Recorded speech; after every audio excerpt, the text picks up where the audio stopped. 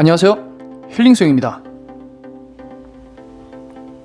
자영에 관해서 지금까지 많은 분석을 해왔는데요, 다리가 수면까지 올라가서 발차기를 하고 있는가?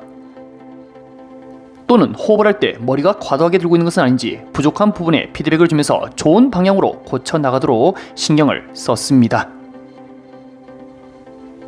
저의 개인적인 생각으로 가장 중요한 것은 쉬지 않고 완주가 가능한가 입니다.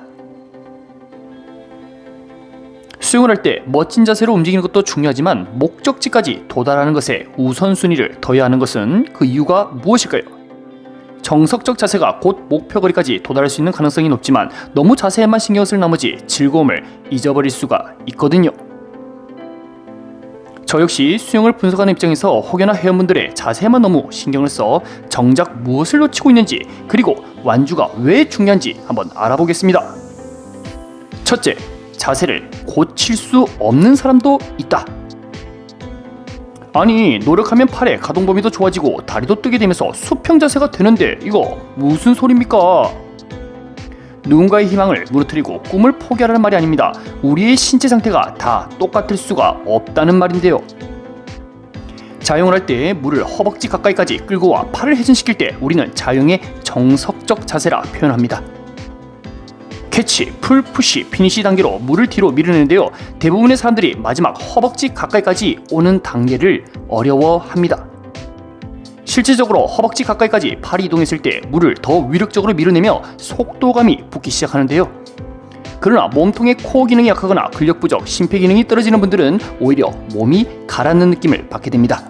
그래서 초급 회원분들이 물을 마지막까지 밀어내지를 못하게 됩니다. 팔이 허벅지 가까이까지 갈 경우에는 이미 몸은 저만치 가라앉게 되는데요.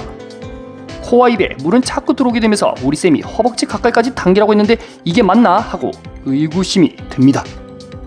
그러면 선수들은 물속에서 어떻게 마지막까지 물을 당길 수 있을까요? 그들의 신체 스펙은 우리와 다른데요. 선수들은 자영을 할 때 어깨 롤링을 밥 먹듯이 합니다. 한쪽 어깨가 올라가면 반대 어깨는 자연스럽게 물속에 잠기게 됩니다. 근력과 유연성, 심폐지구력에서도 차이가 나지만 어깨 롤링이라는 이 기술적 차이가 물을 마지막 피니시 단계까지 나오게 되는 것이죠.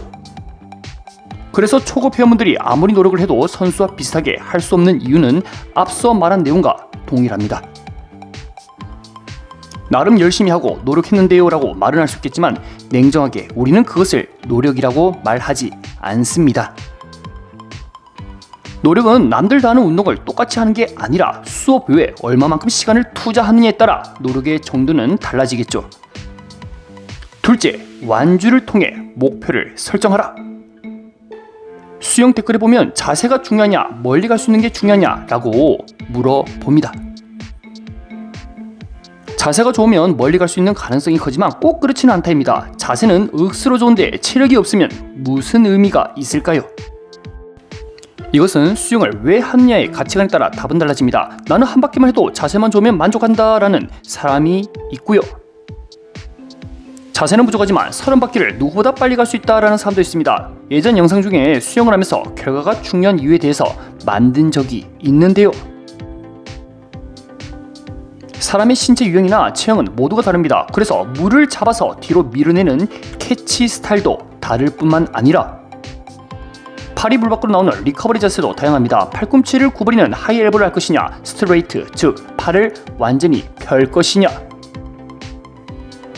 본인이 처한 상황과 컨디션에 따라 적절히 사용하여 좋은 결과를 만들면 됩니다. 그러나 그 결과를 어떤 관점에서 보느냐에 따라 다른데요. 수영의 수도 모르는 사람들에게 수영 모델로서 이쁜 모습을 보여주기 위해서는 팔꿈치를 살 구부려주고 최대한 힘 안 든 척 여유있게 자유하는 게 최고지요.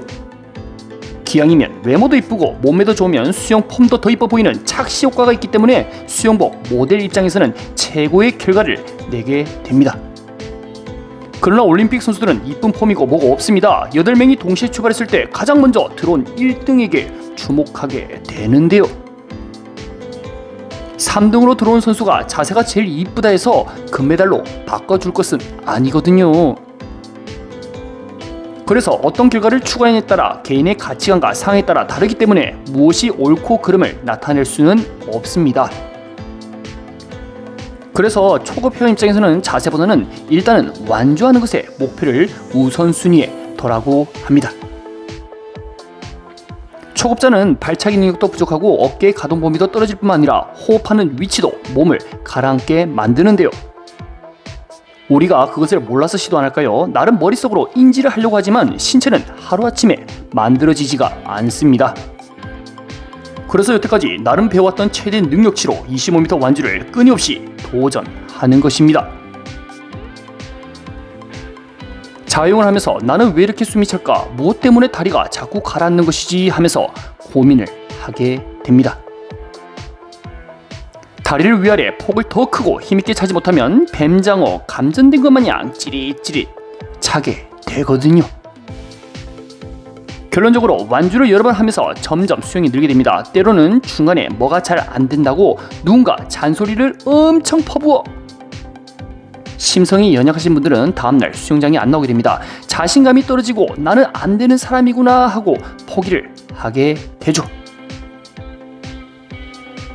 그런 마음을 먹지 마세요 라는 말은 안 통하는 시대입니다. 최대한 빠른 시일 내에 완주를 하게 만들어 나도 일단은 완주할 수 있다 라는 자신감을 심어줘야 되겠죠. 향후 수영쌤이 아무리 잔소리를 해도 그래도 나 완주할 수 있어 하고 대수롭지 않게 넘어갈 수 있는 강심장을 가지게 됩니다. 발차기 능력이 부족하다고 한 달 내내 발차기만 시키면 어떤 현상이 벌어질까요? 한 달 동안 남아있으면 발차기 능력은 아마 엄청 성장합니다. 그러나 대부분 수영이 지겹거나 힘든 운동으로 인식하여 한 달이 되기 전 그만두게 됩니다. 선수를 양성할 것이 아니라 우리는 수영을 할 수 있게 만들어야 합니다. 셋째, 수영을 포기하지 않도록 하는 역할. 수영을 잘할 수 있는 비결은 단순하다. 킥판 잡고 매일 10바퀴씩 발차기 연습해보세요. 몸에 엔진이 부착됩니다. 틀린 말은 아니죠. 발차기 연습만 죽으라 하면 당연히 몸은 뜨게 되면서 다리가 저항이 아닌 추진력으로 만들어져 자영을 할 때 굉장히 효율적으로 변합니다. 그러나 힘들고 즐겁지 않는 발차기만 10바퀴 시킬 경우에는 항의가 들어오게 됩니다.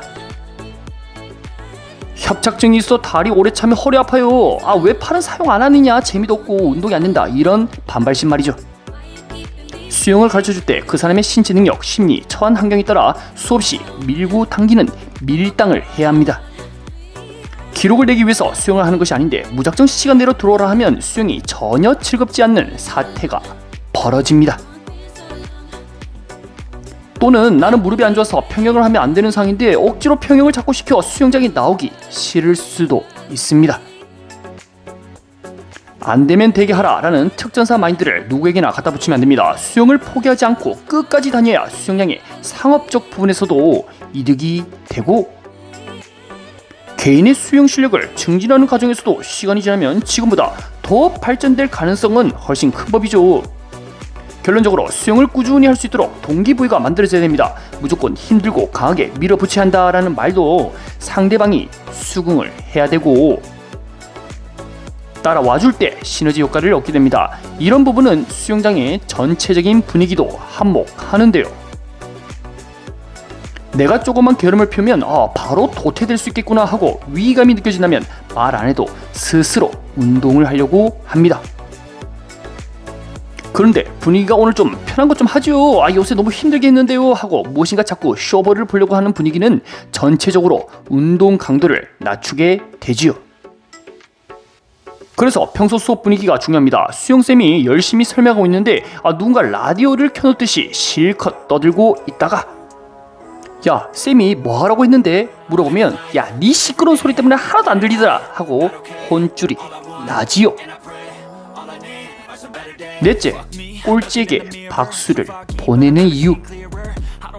수영을 잘하는 사람이 박수를 받는 것은 당연합니다. 그 사람의 노력과 재능이 모든 이들에게 영감을 주기 때문이죠. 그러나 올림픽에서 가장 초조한 기록을 냈지만 박수를 받은 사례가 있는데요. 바로 에릭 무산바니 선수입니다. 적도 기니에서 최초로 출전한 선수인데요. 자국에 50m 수영장이 없어 나 홀로 호텔 수영장 12m에서 독학으로 배워 출전했습니다. 50m 길이에서 훈련이 안 되어 있다 보니 시간이 지날수록 그의 속도와 자세는 무너지기 시작했는데요. 시간이 지나면서 호흡하기가 너무 힘들어 머리를 들고 자용을 시도합니다. 그가 그토록 올림픽을 나가야 했던 이유가 무엇이었을까요? 무산바니는 올림픽 이후 자국의 수영 국가대표 감독이 됩니다. 적도 기니에 최초로 수영장 50m가 건설되었고 국제대회에 출전한 선수 1호가 되었는데요. 이 아프리카 수영 선수의 가치는 완주라는 의미가 더해졌기 때문에 1등보다 더 많은 박수를 받게 됩니다. 만약에 중도 포기를 했다면 그는 실격한 많은 선수 중에 한 명이 되겠죠. 예상을 깨고 끝까지 완주를 하려는 그의 의지에 많은 사람들은 감동을 받고 기립 박수를 보내게 되지요. 무산바니는 올림픽에서 가장 요구하는 포기하지 않는 정신에 가장 적합한 인물이었습니다. 아무도 그의 자세를 가지고 지적을 하거나 피드백을 논하지 않습니다. 그가 겪고 있는 상황과 무엇 때문에 완주를 하려는지에 사람들은 관심을 갖고 있었지요. 수영에서 기술적인 부분은 당연히 중요하지만 포기하지 않고 끝까지 완주하려는 정신, 오랜만에 한번 외쳐봅니다. 중꺾마 정신, 중요한 것은 꺾이지 않는 마음 아닐까요? 포기하지 않고 끝까지 완주할 수 있는 힘만 있다면 여러분의 삶 앞에서 한층 더 성장하는 계기가 될 수도 있습니다. 오늘도 영상 시청해주셔서 감사합니다.